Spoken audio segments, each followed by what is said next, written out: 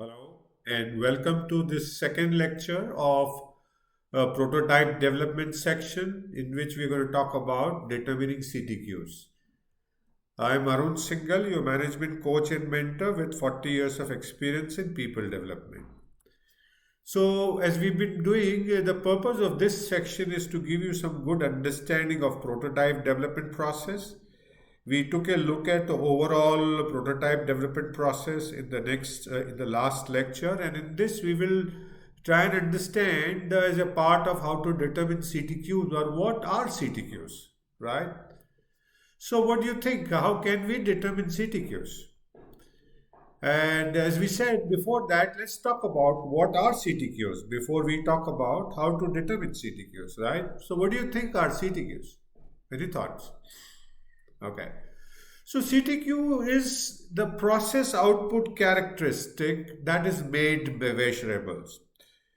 In our product development, prototype development, we always start with the voice of customer. What are the customer's problem? What are the issues that we are facing? And as you see here, in this example of voice of customer that we will translate into CTQ, the voice of customer is why am I always guessing when I will receive my order and deliveries from your company? So that's the problem the customer is facing, and that's the voice of the customer. And the specific need is that the point is that he or she is trying to make is that it takes too long to get your orders.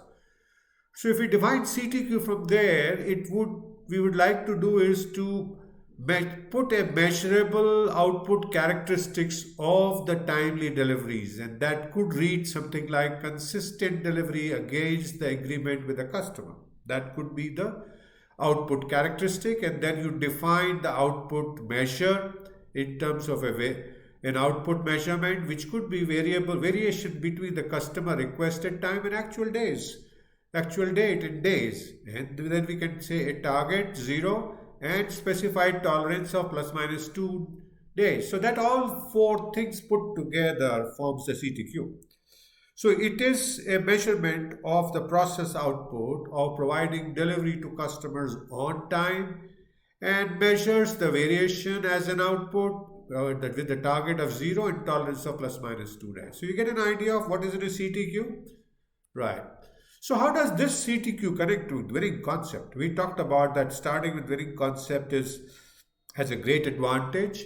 So has it got anything to do with the winning concept? Because winning concept also we are talking about the customer problems, the core benefit, reason to believe, etc., right? So are there something overlapping there? Are there similar things that we're talking about?